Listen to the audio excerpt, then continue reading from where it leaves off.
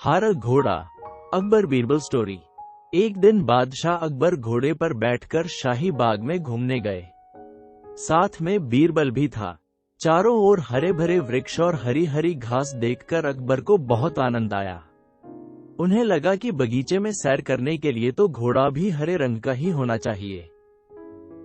उन्होंने बीरबल से कहा, बीरबल, मुझे हरे रंग का घोड़ा चाहिए। तुम मुझे 7 दिन में हरे रंग का घोड़ा ला दो। यदि तुम हरे रंग का घोड़ा न ला सके तो हमें अपनी शक्ल मत दिखाना। हरे रंग का घोड़ा तो होता ही नहीं है। अकबर और बीरबल दोनों को यह मालूम था, लेकिन अकबर को तो बीरबल की परीक्षा लेनी थी। दरअसल इस प्रकार के अटपटे सवाल करके वे चाहते थे कि बीरबल अपनी हार स्वीकार कर ले और कहें कि जहां पनाह मैं हार गया। मगर बीरबल भी अपने जैसे एक ही थे। बीरबल के हर सवाल का सटीक उत्तर देते थे कि बादशाह अकबर को मोह की खानी पड़ती थी। बीरबल हरे रंग के छोड़ की खोज के बहाने 7 दिन तक इधर उधर घूमते रहे। 8वें दिन वे दरबार में हाजिर हुए और बादशाह से बोले, जहां पनाह, मुझे हरे रंग का घोड़ा मिल गया है। बादशाह को आश्चर्य हुआ। उन्होंने कहा, जल्दी बताओ, कहाँ है हरा घोड़ा? बीरबल ने कहा, जहां पनाह, घोड़ा तो आपको मिल जाएगा। मैंने बड़ी मुश्किल से उसे खोजा है, मगर उसके मालिक ने 2 शर्त रखी हैं। बादशाह ने कहा, क्या शर्तें हैं? पहली शर्त तो ये है कि घोड़ा लेने के लिए आपको स्वयं जाना होगा। ये तो बड़ी आसान शर्त है। दूसरी शर्त क्या है? घोड़ा खास रंग का है, इसलिए उसे लाने का दिन भी खास ही होगा। उसका मालिक कहता है कि सप्ताह के 7 दिनों के अलावा किसी भी दिन आकर उसे ले जाओ। अकबर बीरबल का मुंह देखते रह गए। बीरबल ने हंसते हुए कहा, जहां पनाह, हरे रंग का घोड़ा लाना हो तो उसकी शर्तें भी माननी ही पड़ेगी। अकबर खिलखिलाकर हंस पड़े। बीरबल की चतुराई से वह खुश हुए। समझ गए कि बीरबल को मूर्ख बनाना सरल नहीं है। कल, आज और कल। एक दिन बादशाह अकबर ने ऐलान किया कि जो भी मेरे सवालों का सही जवाब देगा उसे भारी इनाम दिया जाएगा। सवाल कुछ इस प्रकार से थे। 1. ऐसा क्या है जो आज भी है और कल भी रहेगा? 2. ऐसा क्या है जो आज भी नहीं है और कल भी नहीं होगा? और 3. ऐसा क्या है जो आज तो है लेकिन कल नहीं होगा? इन तीनों सवालों के उदाहरण भी देने थे। किसी को भी चतुराई भरे इन तीनों सवालों का जवाब नहीं सूझ रहा था।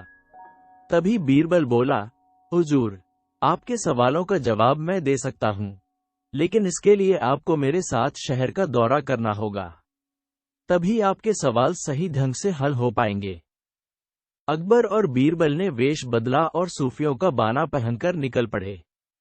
कुछ ही देर बाद वे बाजार में खड़े थे। फिर दोनों एक दुकान में घुस गए।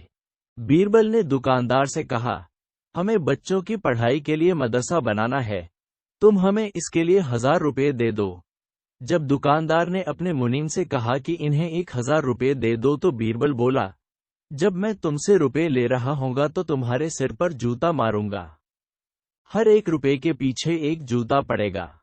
बोलो, तैयार हो? ये सुनते ही दुकानदार के नौकर का पारा चढ़ गया और वह बीरबल से 2-2 हाथ करने आगे बढ़ाया। लेकिन दुकानदार ने नौकर को शांत करते हुए कहा, मैं तैयार हूं, लेकिन मेरी एक शर्त है। मुझे विश्वास दिलाना होगा कि मेरा पैसा इसी नेक काम पर खर्च होगा। ऐसा कहते हुए दुकानदार ने सिर झुका दिया और बीरबल से बोला कि जूता मारना शुरू करें। तब बीरबल व अकबर बिना कुछ कहे सुने दुकान से बाहर निकल आए। दोनों चुपचाप चले जा रहे थे कि तभी बीरबल ने मौन तोड़ा, बंदा पर। दुकान में जो कुछ हुआ उसका मतलब है कि दुकानदार के पास आज पैसा है और उस पैसे को नेक कामों में लगाने की नीयत भी, जो उसे आने वाले कल, भविष्य में नाम देगी। इसका एक मतलब ये भी है कि अपने नेक कामों से वह जन्नत में अपनी जगह पक्की कर लेगा। आप इसे यूं भी कह सकते हैं कि जो कुछ उसके पास आज है, कल भी उसके साथ होगा। यह आपके पहले सवाल का जवाब है। फिर वे चलते हुए एक भिखारी के पास पहुंचे। उन्होंने देखा कि एक आदमी उसे कुछ खाने को दे रहा है और वह खाने का सामान उस भिखारी की जरूरत से कहीं ज्यादा है। तब बीरबल उस भिखारी से बोला, हम भूखे हैं, कुछ हमें भी दे दो खाने को। ये सुनकर भिखारी बरस पड़ा, भागो यहां से, जाने कहां से आ जाते हैं मांगने। तब बीरबल बादशाह से बोला, ये रहा हुजूर आपके दूसरे सवाल का जवाब। यह भिखारी ईश्वर को खुश करना नहीं जानता। इसका मतलब यह है कि जो कुछ इसके पास आज है वो कल नहीं होगा। दोनों फिर आगे बढ़ गए। उन्होंने देखा कि एक तपस्वी पेड़ के नीचे तपस्या कर रहा है। बीरबल ने पास जाकर उसके सामने कुछ पैसे रखे। तब वह तपस्वी बोला, इसे हटाओ यहां से, मेरे लिए यह बेईमानी से पाया गया पैसा है, ऐसा पैसा मुझे नहीं चाहिए। अब बीरबल बोला, हुजूर, इसका मतलब ये हुआ कि अभी तो नहीं है लेकिन बाद में हो सकता है। आज ये तपस्वी सभी सुखों को नकार रहा है, लेकिन कल यही सब सुख इसके पास होंगे।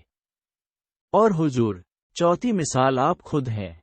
पिछले जन्म में आपने शुभ कर्म किए थे जो ये जीवन आप शानो शौकत के साथ बिता रहे हैं, किसी चीज की कोई कमी नहीं। यदि आपने इसी तरह ईमानदारी और न्यायप्रियता से राज करना जारी रखा तो कोई कारण नहीं कि यह सब कुछ कल भी आपके पास न हो। लेकिन यह न भूलें कि यदि आप राह भटक गए तो कुछ साथ नहीं रहेगा। अपने सवालों के बुद्धिमत्तापूर्ण चतुराई भरे जवाब सुनकर बादशाह अकबर बेहद खुश हुए। अकबर का साला। अकबर बीरबल की कहानी। अकबर का साला हमेशा से ही बीरबल की जगह लेना चाहता था। अकबर जानते थे कि बीरबल की जगह ले सके ऐसा बुद्धिमान इस संसार में कोई नहीं है। फिर भी जोरू के भाई को वह सीधी ना नहीं बोल सकते थे। ऐसा करके वह अपनी लाडली बेगम की बेरुखी मोल नहीं लेना चाहते थे। इसीलिए उन्होंने अपने साले साहब को एक कोयले से भरी बोरी दे दी और कहा कि जाओ और इसे हमारे राज्य के सबसे मक्कार और लालची सेठ दमड़ीलाल को बेचकर दिखाओ। अगर तुम ये काम कर गए तो तुम्हें बीरबल की जगह वजीर बना दूंगा। अकबर की इस अजीब शर्त को सुनकर साला अचंभे में पड़ गया। वह कोयले की बोरी लेकर चला तो गया, पर उसे पता था कि वह सेठ किसी की बातों में नहीं आने वाला, ऊपर से वह उल्टा उसे ही चूना लगा देगा। हुआ भी यही। सेठ दमड़ीलाल ने कोयले की बोरी के बदले एक ढेला भी देने से इनकार कर दिया। साला अपना सा मोह लेकर महल वापस लौट आया और अपनी हार स्वीकार कर ली। अब अकबर ने वही काम बीरबल को करने को कहा।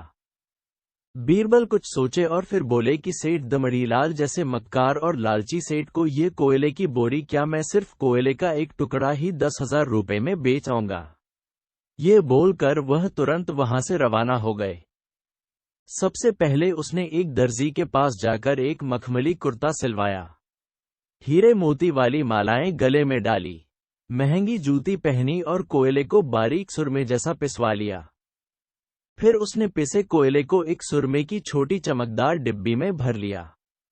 इसके बाद बीरबल ने अपना भेष बदल लिया और एक मेहमानघर में रुककर इश्तिहार दे दिया कि बगदाद से बड़े शेख आए हैं जो करिश्माई सुरमा बेचते हैं, जिसे आंखों में लगाने से मरे हुए पूर्वज दिख जाते हैं और यदि उन्होंने कहीं कोई धन गाड़ा है तो उसका पता बताते हैं। यह बात शहर में आग की तरह फैली। सेठ दमड़ीलाल को भी ये बात पता चली। उसने सोचा जरूर उसके पूर्वजों ने कहीं न कहीं धन गाड़ा होगा। उसने तुरंत शेख बने बीरबल से संपर्क किया और सुरमे की डिब्बी खरीदने की पेशकश की। शेख ने डिब्बी के 20,000 रुपए मांगे और मोल भाव करते करते 10,000 में बात तय हुई। पर सेठ भी होशियार था। उसने कहा, मैं अभी तुरंत ये सुरमा लगाऊंगा और अगर मुझे मेरे पूर्वज नहीं दिखे तो मैं पैसे वापस ले लूंगा। बीरबल बोला, बिल्कुल आप ऐसा कर सकते हैं। चलिए शहर के चौराहे पर चलिए और वहां इसे जांच लीजिए।